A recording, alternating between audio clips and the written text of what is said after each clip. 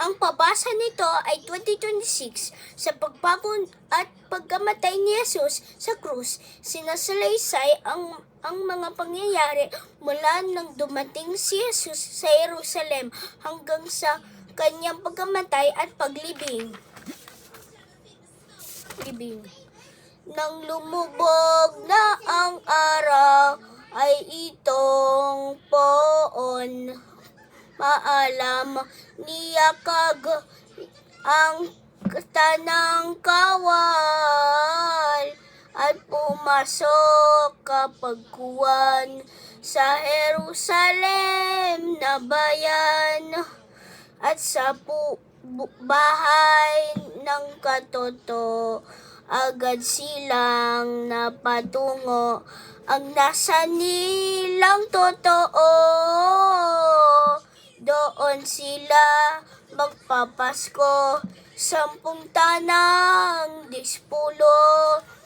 Nang dumating na si Jesus, doon sa bahay ni Marcos, binati niyang tibobos ng buong galang na puspos.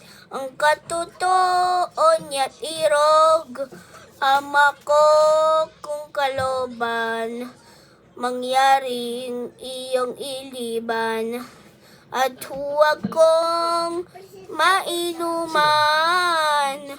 ang kalis ng kapaitan na darating sa katawan. Datapuan na anakin, ito naman ang aking hiling.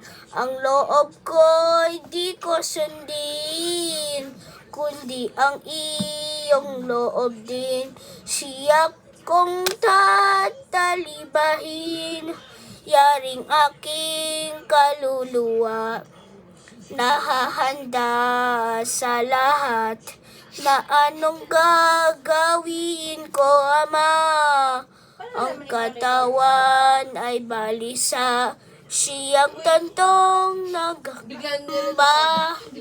Ang loob ng mga taksil, si Pilato'y humatol.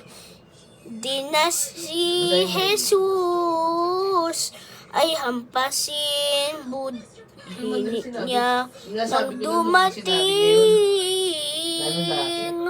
Hayo na ang iyong kuha, at loob ko na aniya sa haligid italina.